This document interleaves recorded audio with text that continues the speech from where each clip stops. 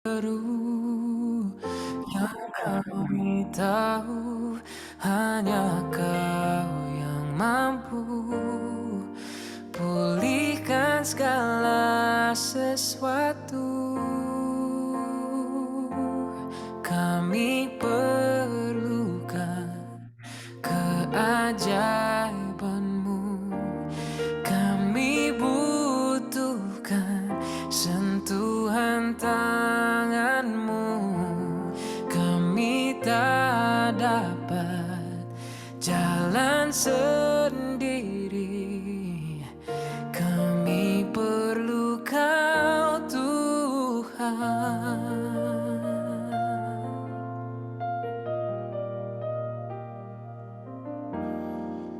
Kemanakah kami mencari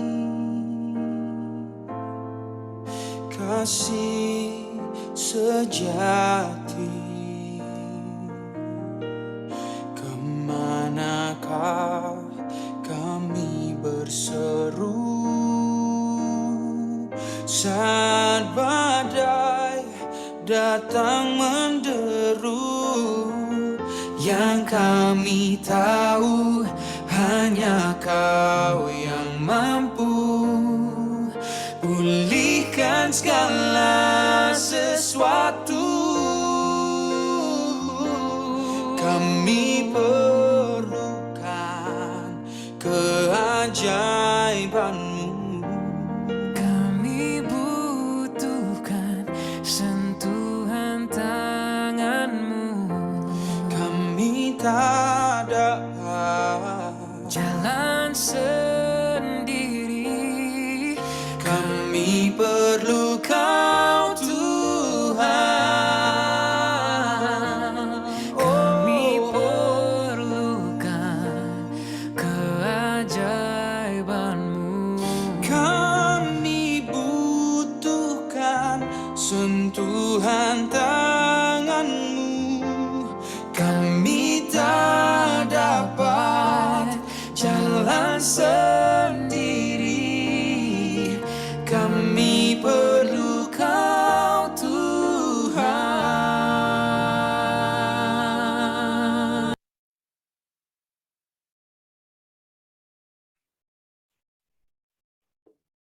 Baik, teman-teman, sekarang ke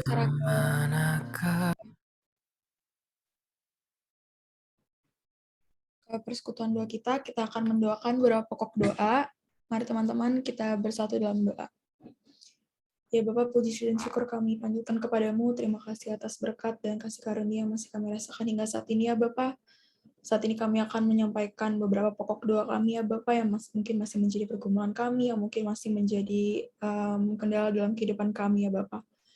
Pertama-tama kami ingin berdoa ya Bapak untuk perlindungan perlindungan-Mu ya Bapak, di mana saat ini wabah hepatitis terkhususnya bagi anak-anak sedang muncul ya Bapak. Kiranya kemurahan-Mu melindungi serta memberikan kekuatan bagi kita semua, terkhususnya bagi anak-anak yang terkena hepatitis tersebut. Mari teman-teman kita berdoa bersama-sama.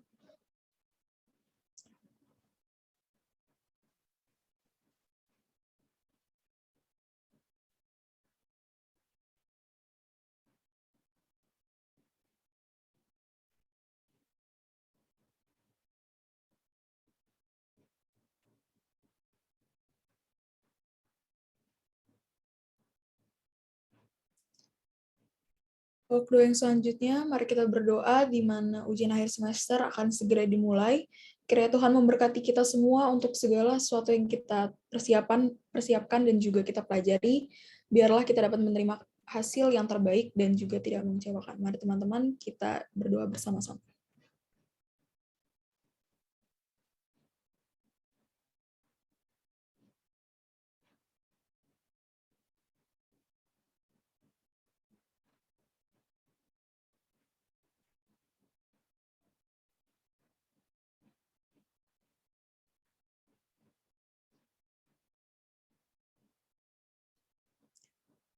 Untuk doa yang ketiga, Malam tadi terjadi banjir bandang di daerah Kulon Progo, daerah istimewa Yogyakarta, yang menyebabkan puluhan warga harus segera diungsikan dan juga akses jalan di kawasan tersebut sementara jadi tidak bisa dilewati akibat tertutup oleh material tanah dan juga batu. Mari teman-teman kita bersama-sama berdoa agar banjir cepat surut sehingga masyarakat setempat dapat kembali beraktivitas seperti sedia kala.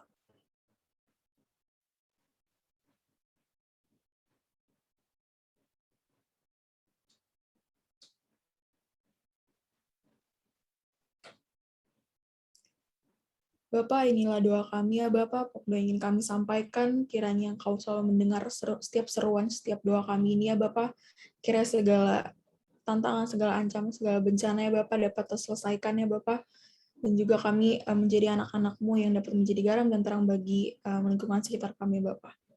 Di atas segalanya Tuhan kami dari segala dosa dan kesalahan kami Bapak, agar kami layak menerima berkat-Mu. Dalam nama anak-Mu, Tuhan Yesus Kristus, Tuhan dan Juru Selamat kami hidup, kami berdoa dan mengucap syukur. Amin. Baik teman-teman, sekarang kita akan mendengarkan sharing firman yang akan dibawakan oleh David Fernando.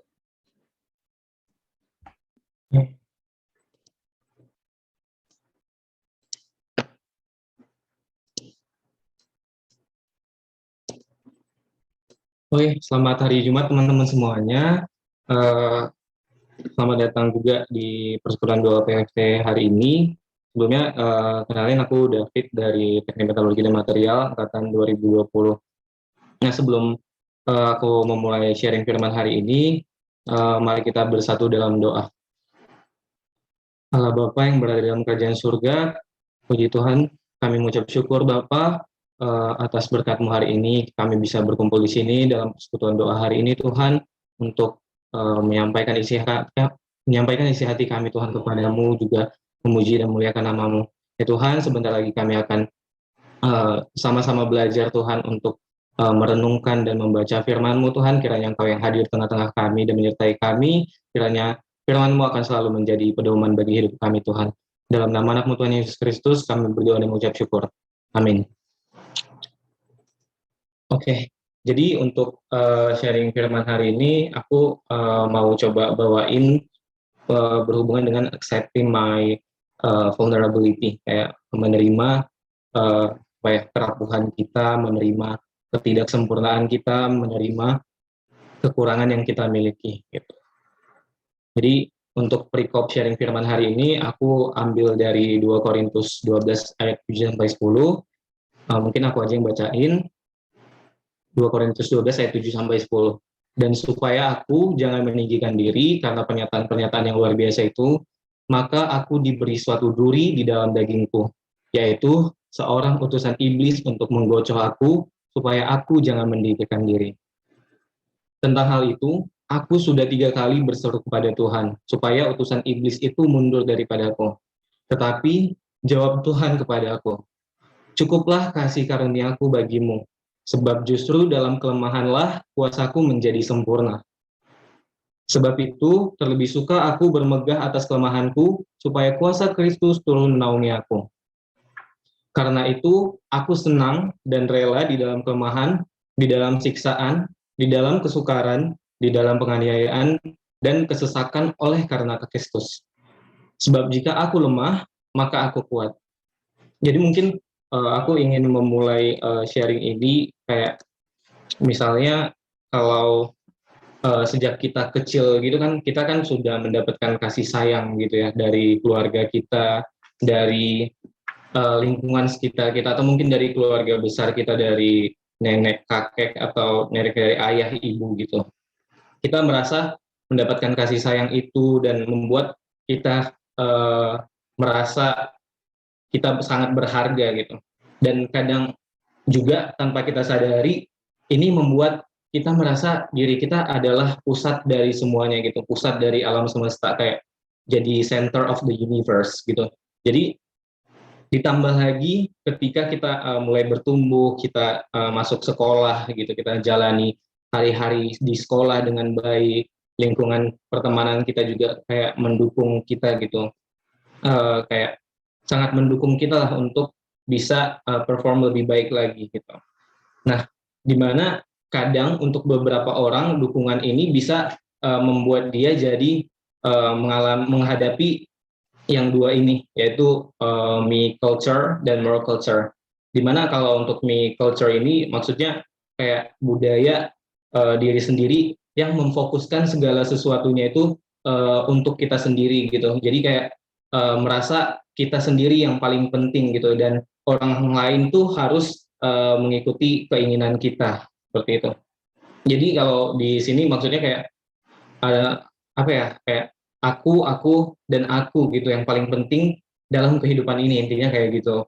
Dan untuk yang lainnya yaitu moral culture, ketika kita udah mendapatkan sesuatu gitu, kita selalu kayak mengharapkan sesuatu yang lebih. Kita nggak pernah puas terhadap apa yang udah kita punya saat ini. Misalnya kalau ada suatu produk baru gitu, yang misalnya kita produknya sebenarnya udah punya gitu, dan sebenarnya masih bisa kita gunakan dan masih layak untuk digunakan di zaman saat ini gitu. Tapi kita karena ada muncul yang baru, kita selalu ingin yang baru gitu dan nggak pernah puas gitu kan.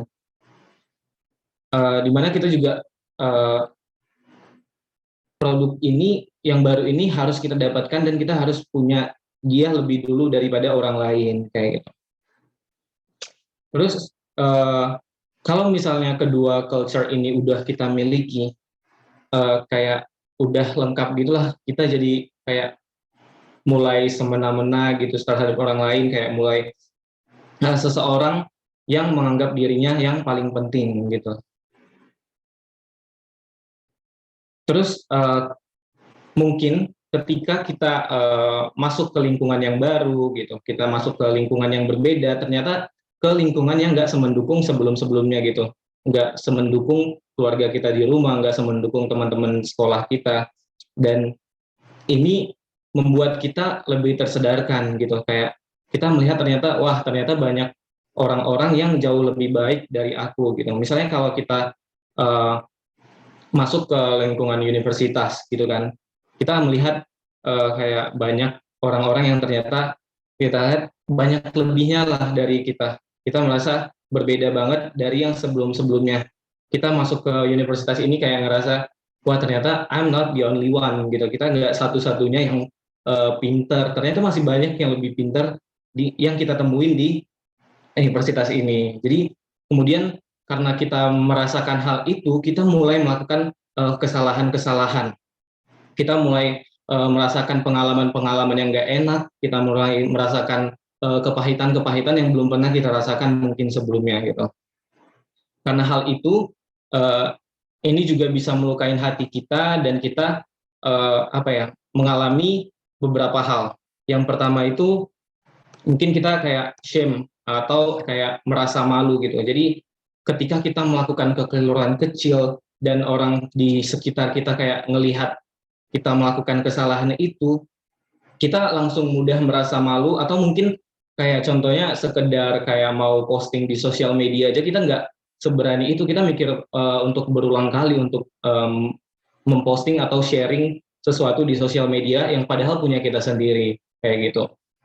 Terus yang kedua, kita merasakan guilt, yaitu kayak selalu merasa bersalah, kayak jadi ketika kita melakukan kesalahan dan banyak orang yang mempersalahkan kita gitu, kita kayak pasrah gitu aja, oh iya ya ternyata emang aku yang salah gitu, dan ini terus membebani kita dan membuat kita jadi overthinking gitu.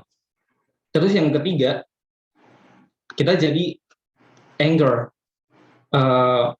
meluapkan kemarahan kita pada diri kita sendiri dan membuat kita nggak mensyukuri apa yang kita punya saat ini. Jadi kayak kita marah kepada diri sendiri, nggak bersyukur kepada Tuhan, kayak bilang kenapa ya aku nggak bisa sebaik yang lain, atau kenapa ya aku nggak langsing, aku nggak, atau badanku jelek, atau kulitku buruk, wajahku nggak seganteng atau secantik teman-teman yang lain, atau di sini kita mulai kayak menyadari ketidaksempurnaan kita gitu. Kita nggak mensyukuri apa yang kita punya dan melihat bahwa ternyata kita itu nggak sesempurna yang kita bayangkan sebelum-sebelumnya gitu. Dan ketiga hal ini sama aja kayak salah satu fondasi dari kita mulai mengalami insecurity, mulai mengalami takut untuk melakukan sesuatu, takut untuk contribute di depan umum, atau mungkin selalu merasakan ada yang kurang dalam diri kita sendiri gitu. Padahal sebenarnya nggak begitu. Gitu.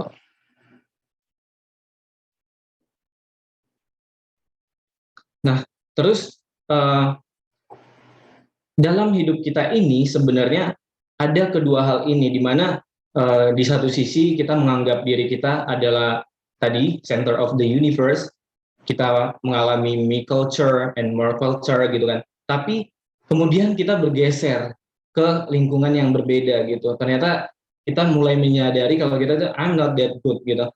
I'm not that beautiful, I'm not that smart gitu. Kemudian muncul tadi itu shame, guilt, dan anger dan insecurity. Terus sebenarnya gimana sih cara mengatasi kedua hal ini? Kita bisa lihat firman Tuhan dari yang ada di dalam 2 Korintus 12 ayat 7 ini, di mana di sana ada kesaksian Paulus di hari tuanya yang mengatakan bahwa, dan supaya aku jangan meninggikan diri karena pernyataan-pernyataan orang luar biasa itu, maka aku diberi suatu duri di dalam dagingku, yaitu seorang utusan iblis untuk menggocok aku, supaya aku jangan meninggikan diri. Di sini duri di dalam daging itu digambarkan sebagai seorang utusan iblis, yang artinya ada sesuatu kekurangan di dalam tubuh Paulus saat itu. Ini bisa jadi penyakit atau yang lain-lainnya yang membuat dia merasa tersiksa dan dia nggak tahu itu apa sebenarnya. Tapi yang perlu kita tahu di sini adalah kesaksian ini Paulus ingin mengatakan bahwa dia juga nggak sesempurna itu, bahwa dia I'm not that perfect gitu. Jadi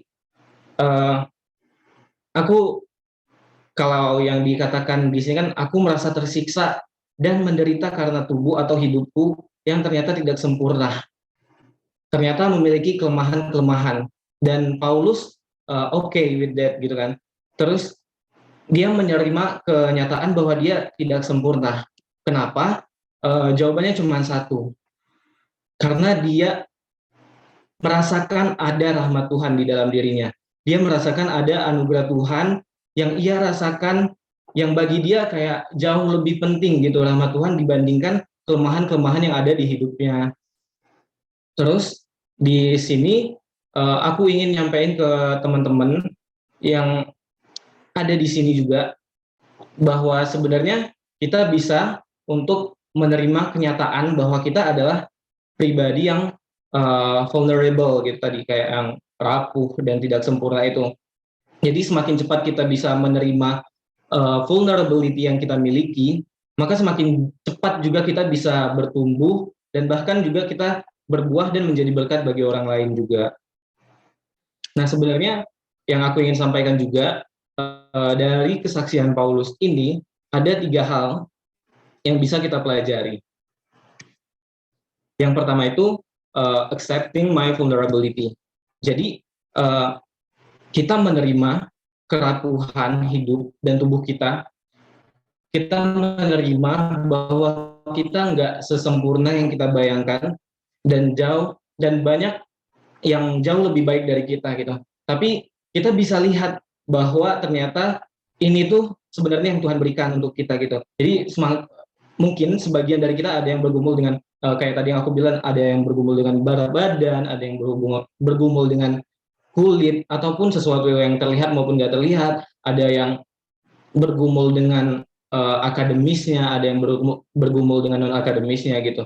Tapi aku ingin mengajak teman-teman semua, mari kita coba menerima kalau kita ini emang vulnerable, kita ini rapuh, dan kita juga mudah terluka. Nggak hanya tubuh, tapi mungkin mental kita juga mudah terluka. Jadi kita harus cepat untuk bisa menerima diri kita apa adanya gitu. Terus yang kedua yang bisa kita pelajari di sini adalah being grateful for God's grace. Jadi kita mensyukuri setiap anugerah dan rahmat Tuhan yang setiap harinya kita dapatkan gitu. Jadi di balik vulnerability yang kita miliki, ternyata kasih Allah itu merangkul kita dengan begitu kuat gitu. Jadi seolah-olah Tuhan itu ingin menyampaikan kalau you're my beloved daughter, you're my beloved son gitu kan. Kalau Allah itu benar-benar menyayangi kita, soal mengatakan juga kayak engkaulah anakku yang paling kukasihi gitu. Jadi Allah itu nggak peduli seberapa vulnerability kita, tapi dia lebih memperdulikan untuk memberikan kasih dan anugerahnya kepada kita gitu. Terus yang ketiga, itu kita bisa belajar untuk celebrate the vulnerability atau merayakan kerapuhan itu, ketidaksempurnaan itu gitu. Jadi hanya ketika kita bisa menerima vulnerability kita dan kita bersyukur atas karunia dan anugerah yang Tuhan berikan gitu, maka kita bisa diberikan kesempatan untuk celebrate, untuk merayakan bahwa hidup kita ini emang tidak sempurna, tapi kasihnya begitu besar untuk kita gitu. Celebrate di sini artinya kita mengatakan apa ya? Kita tidak membiarkan diri kita itu didefinisikan oleh orang lain gitu. Kita hanya bisa didefinisikan oleh kasih dan karunia yang Allah berikan gitu. Jadi kita bisa menerima diri kita apa adanya, dan kita bisa menjadi berkat bagi orang lain justru dalam vulnerability atau kelemahan yang kita miliki. Nah, ketiga hal ini bisa kita lihat juga di perikop yang 2 Korintus 12 ayat 9, di mana dikatakan, tetapi jawab Tuhan kepadaku, cukuplah kasih karuniaku bagimu, sebab justru dalam kelemahan kuasaku menjadi sempurna. Sebab itu terlebih suka aku bermegah atas kelemahanku, supaya kuasa Kristus turun menaungi aku. Nah, kita sebagai orang percaya diajak untuk mengakui hari ini bahwa kayak I am vulnerable, I am imperfect, but I am loved gitu. Jadi aku emang rapuh, aku emang nggak sesempurna itu, tapi aku dikasihi, aku disayangi, aku diberi anugerah yang begitu besar sama Tuhan. Jadi di sini juga aku mau ngajak teman-teman semua hari ini, mari kita bersama-sama belajar untuk mencintai tubuh kita, mulai menerima vulnerability kita, dan lebih dari itu, mari kita rayakan bersama-sama vulnerability yang kita miliki. Hanya dengan cara ini kita bisa menghindari yang tadi me culture dan more culture, atau kita bisa menghindari yang shame, guilt, anger, insecurity, sehingga di masa muda ini kita bisa bertumbuh dan berbuah lebih baik di dalam kelemahan kita, dan bahkan juga bisa menjadi berkat bagi orang lain. Mungkin untuk firman Tuhan hari ini itu yang aku bisa sampaikan. Semoga kita bisa mulai menerima vulnerability dan menjadi berkat bagi orang lain juga dalam vulnerability yang kita miliki. Mari kita bersatu dalam doa. Bapa kami yang berada dalam kerajaan surga, terima kasih Bapa buat penyertaan-Mu hingga pada saat ini. Ya Bapa, kami menyadari Tuhan bahwa kami ini manusia yang vulnerable, kami ini manusia yang memiliki kelemahan, memiliki ketidaksempurnaan. Tuhan, kami meyakini Tuhan bahwa kasih karunia-Mu yang selalu menyertai kami, agar kami bisa menjalani setiap langkah hidup kami, agar kami bisa menjadi berkat bagi orang lain di sekitar kami, Tuhan. Ya Tuhan, kiranya apapun yang kami renungkan hari ini, kiranya bisa kami menjadi pedoman baik bagi kami untuk menjalani hidup-hidup kami, untuk memuji dan memuliakan nama-Mu Bapa. Dalam nama anak-Mu Tuhan Yesus Kristus, kami berdoa dan mengucap syukur. Amin.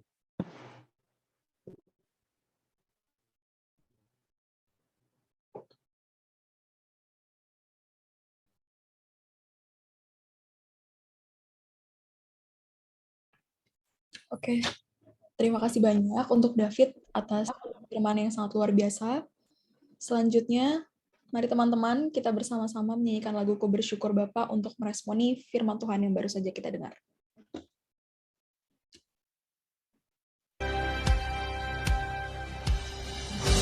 Banyak yang kau perbuat di dalam hidupku, rancangan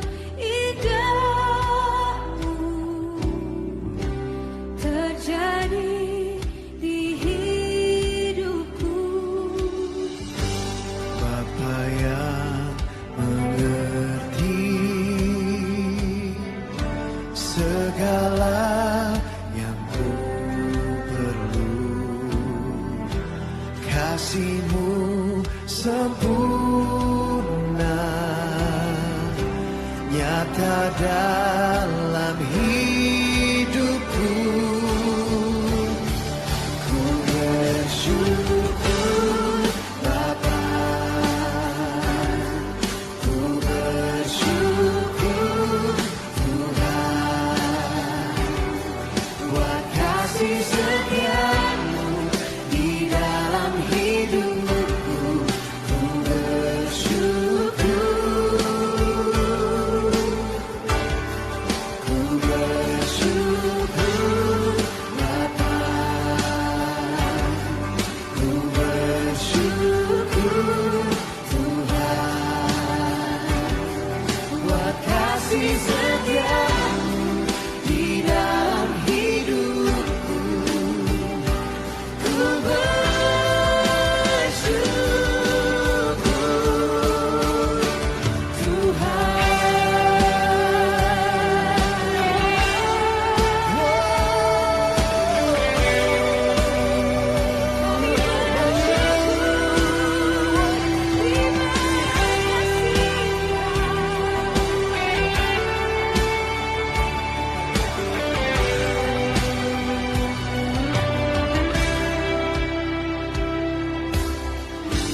banyak yang Kau perbuat di dalam hidupku. Rancangan indahmu terjadi di hidupku. Bapa yang mengerti segala yang ku perlu. Kasih-Mu sempurna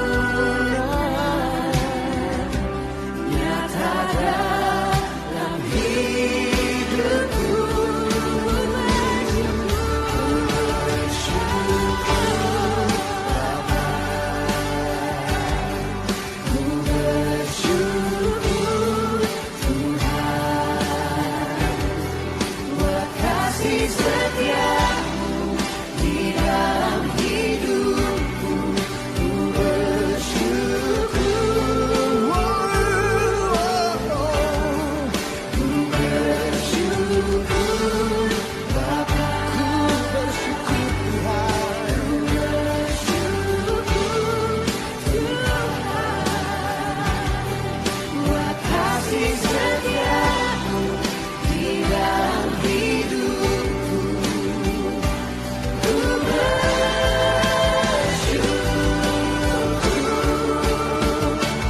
Tuhan.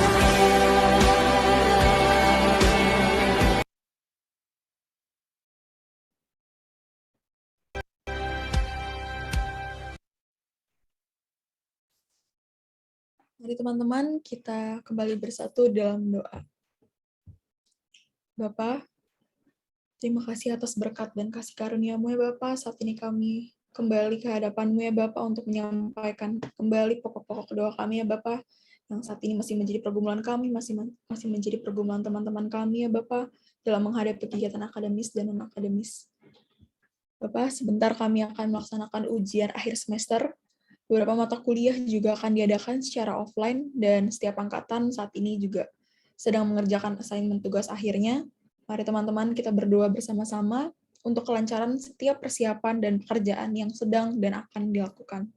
Kiranya Tuhan selalu memberkati dan mencurahkan rahmat-Nya bagi kita anak-anak-Nya.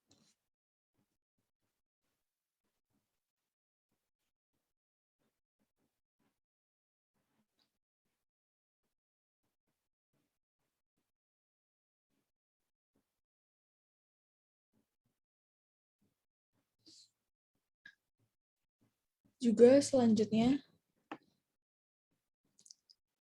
mari teman-teman kita bersama-sama berdoa untuk keadaan hati dan juga keadaan mental setiap jemaat POFT yang saat ini sedang mungkin masih mengalami pergumulan. Kiranya Tuhan menjamah setiap hati kita yang sedang menghadapi hal-hal tersebut, menghilangkan rasa khawatir, rasa gelisah, rasa takut, dan juga rasa ragu atas hal-hal yang kita hadapi.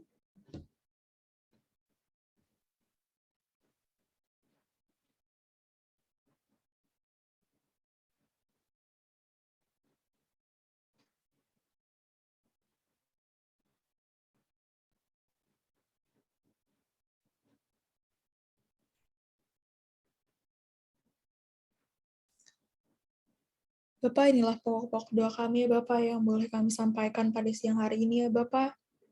Kami mengucap syukur atas setiap berkat dan rahmat-Mu ya Bapak. Kami mengucap syukur atas setiap kasih karunia-Mu yang masih Engkau berikan kepada kami ya Bapak. Kiranya Engkau memberkati setiap masalah, setiap pergumulan, setiap hal-hal yang sedang kami alami ya Bapak, anak-anak-Mu alami, terutama jemaat POFT yang saat ini masih berada di Zoom, ataupun teman-teman kami di luar sana yang masih belum dapat hadir dalam ibadah pada kali ini ya Bapak. Bapak, di atas segalanya itu ampun kami dari segala dosa dan kesalahan kami, agar kami layaknya berkat-Mu.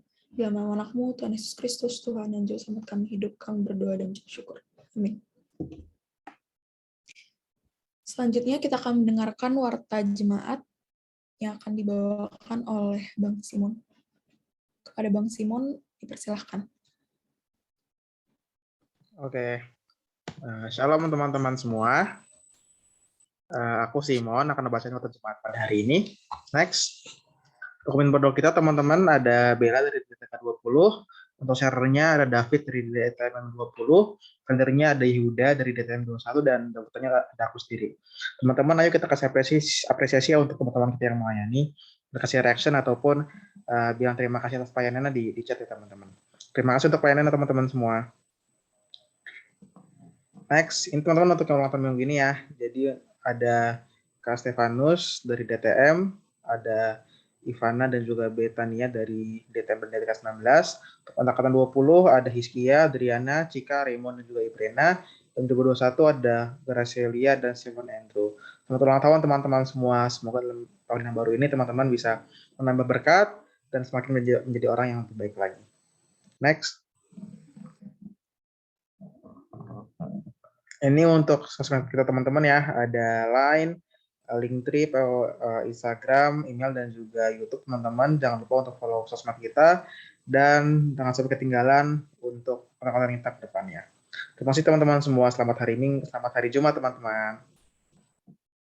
Have a Selamat blessed. hari Minggu, Simon.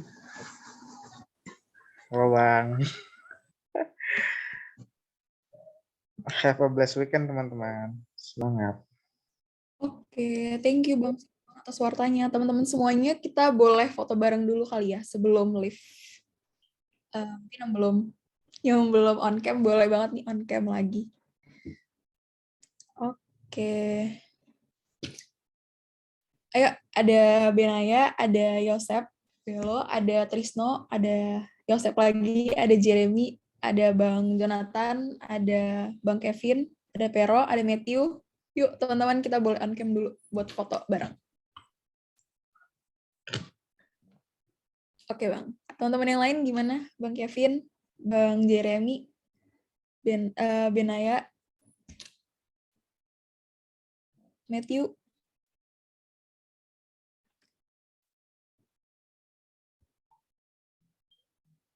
Oke, kalau gitu kita aja. Ayo. Siapkan senyum terbaiknya, kita foto bareng-bareng. Oke, aku hitung ya. 1, 2, 3, smile. Oke. Sekali lagi kali ya. Boleh gaya bebas. 1, 2, 3, smile. Oke, terima kasih teman-teman semuanya yang udah hadir di persekutuan doa kali ini. Selamat hari Jumat. Semoga kita bertemu di lain kesempatan ya. Thank you teman-teman semuanya. Have a nice weekend. Selamat hari Jumat. Selamat hari Jumat semua. Thank you pelayan. Halo Bang Jubo, sudah lama kita tidak ngobrol Bang Jubo. Assalamualaikum Bapak Ibu. Waalaikumsalam, Bang. Lanjut, silakan. Udah sih. Ayo mau tutup dulu ya.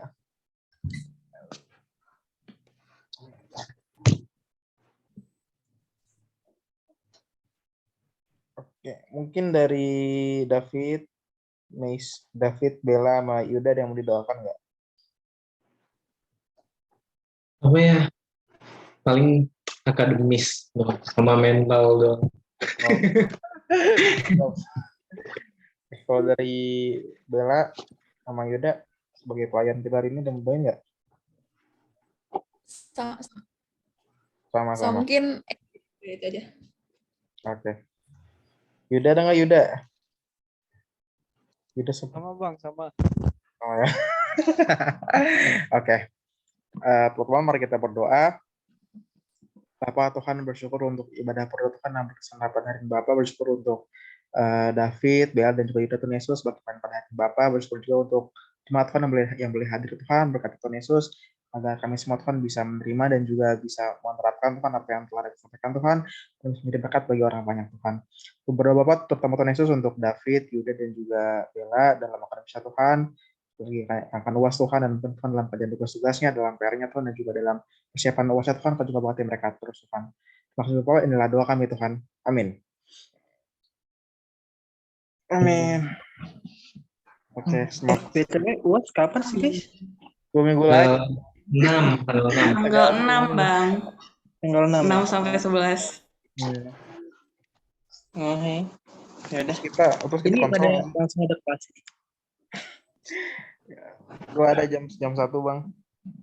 Oke. Ini belum di stop, Bang, Simon recordingnya. Iya. Agak lupa ya.